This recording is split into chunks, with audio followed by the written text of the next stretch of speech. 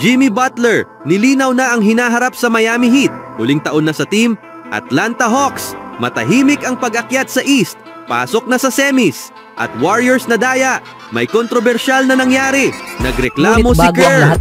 Ngunit bago ang lahat, kung gusto nyo ng original shoes, New Curry 12, mabibili lamang sa halagang 5,100. I-click lamang ang link sa comment section. Nagsalita na si Jimmy Butler tungkol sa mga chismis sa pagpapalitan at posibleng pag-alis sa Miami Heat. Ilang oras matapos lumabas ang matibay na mga chismis tungkol sa kanyang posibleng pag-alis sa Miami Heat, nagsalita si Jimmy Butler sa publiko tungkol sa mga spekulasyon at posibilidad ng pagpapalitan sa ibang team sa NBA. Si Jimmy Butler ay matagal nang naging pinakamataas na player ng Miami Heat na nakakuha ng katayuan sa pamamagitan ng kanyang mga pagtatanghal sa court, na naglaro ng mahalagang papel sa loob ng 6 na panahon ng NBA kasama ang team. Gayunpaman, ang mga issue sa labas ng court ay madalas na nagbibigay ng pansin sa kanya.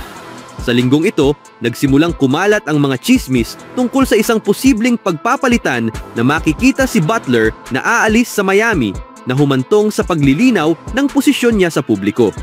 "Okay lang sa akin, hindi ako naapektuhan, kahit isa," sabi ni Butler noong Miyerkules sa pag-uusap sa mga reporter sa Kaseya Center. "Nagpapasalamat ako sa paghuhop at nagpapasalamat ako sa pagiging mabisa at epektibo at tumutulong sa aking team na manalo. Hindi ko kailanman tinatanggap na naglalaro ng basketball para sa sino man."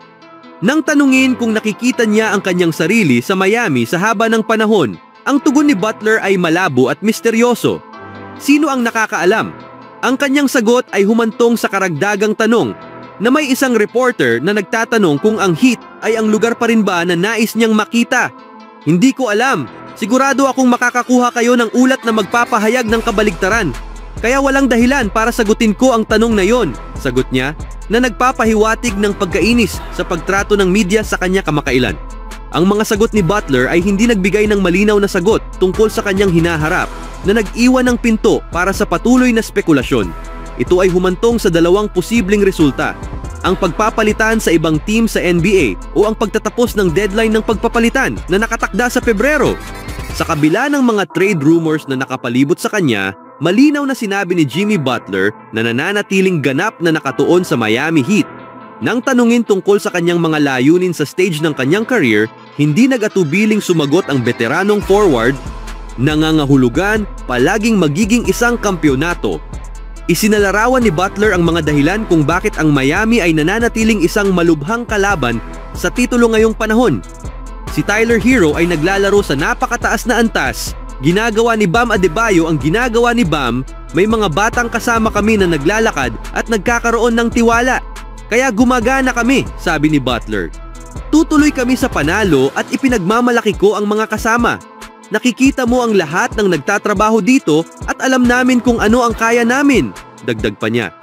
Bagaman ang hinaharap ni Butler ay nananatiling hindi tiyak, ang Heat ay naglalaro ng pinakamahusay na basketball ng panahon. "Ito ang pinakamahusay, pinakakonsistente naming panahon ngayong panahon. Anumang ibang kwento, hindi ko yan pakialaman," sabi ni Heat head coach Erik Spoelstra noong Miyerkules nang tanungin tungkol sa mga chismis sa trade na kinasasangkutan si Jimmy Butler. Ang pagpapahayag na ito ay tila sumasalamin sa kasalukuyang pag-iisip ng buong team. Nanalo ang Miami ng 3 magkakasunod na laro sa nakalipas na linggo, na nagtagumpay laban sa matibay na mga kalaban tulad ng Los Angeles Lakers, Phoenix Suns at Cleveland Cavaliers. Ang mga tagumpay na ito ay nagbigay sa kanila ng matibay na pwesto sa labanan sa playoffs sa Eastern Conference.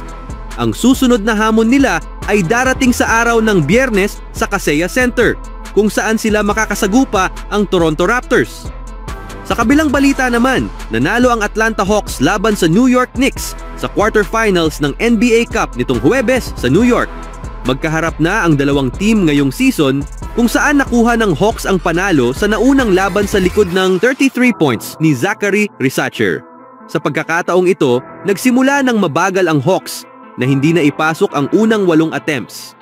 Pinangunahan ni Trae Young ang pagbabalik nila at naipasok ang ilang mahahalagang shots, habang si Jalen Johnson ay naging aktibo sa magkabilang dulo ng court. Pumasok ang Hawks sa halftime sa score na pabor sa Knicks, kahit 37% lang ang shooting nila. Pagdating ng ikatlong quarter, bumawi ang Hawks. Umalab si Young na ipasok ang dalawang 3-pointers at naipasahan ang mga kakampi upang makuha ang kalamangan. Tumulong din si Hunter na may matitinding drives at dunk. Sa depensa, nahawakan nila ang Knicks sa 18 points lamang sa quarter at nagtapos ng siyam na kalamangan ang Hawks. Sa ika-4 na quarter, nagpatuloy ang dominasyon ng Hawks. Nakapagpakita ng highlight play si Johnson, kabilang ang lob kay Onyeka Okongwu at isang dunk mula sa rebound. Nag-shoot rin sina Dyson Daniels at Hunter ng malalaking 3-pointers para tuluyang selyuhan ang panalo. Sa dulo, nakuha ng Hawks ang malaking panalo. Aabante ang Hawks sa semifinals ng NBA Cup sa Las Vegas para harapin ang Milwaukee Bucks. Sa huling balita, natalo ang Golden State Warriors sa Houston Rockets sa isang controversial na pagtatapos sa NBA Cup quarterfinals. Ang laro ay naging dikdikang laban na pinangunahan ng matinding depensa mula sa parehong team. Nahihirapan ang Warriors sa kanilang opensa dahil sa dami ng turnovers at mababang shooting performance mula sa 3-point line. Sa unang bahagi ng laban, nag-lead ang Rockets sa halftime matapos magtala ang Warriors ng 4 of 22 sa 3-pointers. Sa ikatlong quarter, unti-unting bumawi ang Warriors sa tulong ni Kuminga na umiskor ng 20 points sa kabuuan ng laro. Nagpakitang gilas din si Steph Curry at Buddy Hield para makuha ng Warriors ang manipis na kalamangan sa pagtatapos ng ikatlong quarter. Lumaki pa ang kanilang kalamangan sa 7 sa fourth quarter matapos ang isang 3-pointer ni Kuminga habang ang bench unit nina Brandon Podziemski, Trayce Jackson-Davis at Lindy Waters ay nagpamalas ng matatag na depensa. Gayunpaman bumagsak ang opensa ng Warriors sa huling bahagi ng laro. 3 sunod na turnovers sa loob ng 2 minuto ang nagbigay sa Rockets ng pagkakataong makabalik. Sa natitirang 27 seconds, nakapunto si Alperen Sengun para ibaba ang kalamangan ng Warriors sa 1. Imbes na ubusin ang oras, nagtangka si Curry ng maagang 3-pointer, ngunit nagmintis. Nakuha ni Gary Payton ang offensive rebound, ngunit nadulas sa sahig. Sa isang habulan ng loose ball, tinawagan ng mga referee ng kontrobersyal na foul si Kuminga na nagbigay kay Jalen Green ng 2 free throws. Naipasok ni Green ang parehong shots na nagbigay ng kalamangan sa Rockets. Nagkaroon pa ng huling tsansa ang Warriors, ngunit na-block ang 3-point attempt ni Brandon Podziemski.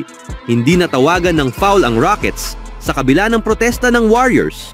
Sa kabila ng kanilang matinding depensa, na pinangunahan ni Draymond Green na naglaro ng posibleng pinakamahusay na defensive game ng season, kinapos ang Warriors sa opensa at execution sa mga huling minuto. Ang kanilang huling 3 minuto na drought ay nagtapos sa run ng Rockets na nagpanalo sa Houston at nagtanggal sa Golden State sa NBA Cup. Sa pagkatalong ito, magpapatuloy ang Warriors sa regular season laban sa Dallas Mavericks sa Sabado upang makumpleto ang kanilang 82-game schedule. Ano ang masasabi niyo mga kaibigan? On my own, so I gotta get through it. And the only thing I know is to love what I'm doing. Never give up, never slow, till I finally prove it. Never listen to the no's, I just wanna keep moving. Keep my head up when I act, head up, that's a fact. Never looking back, I'ma keep my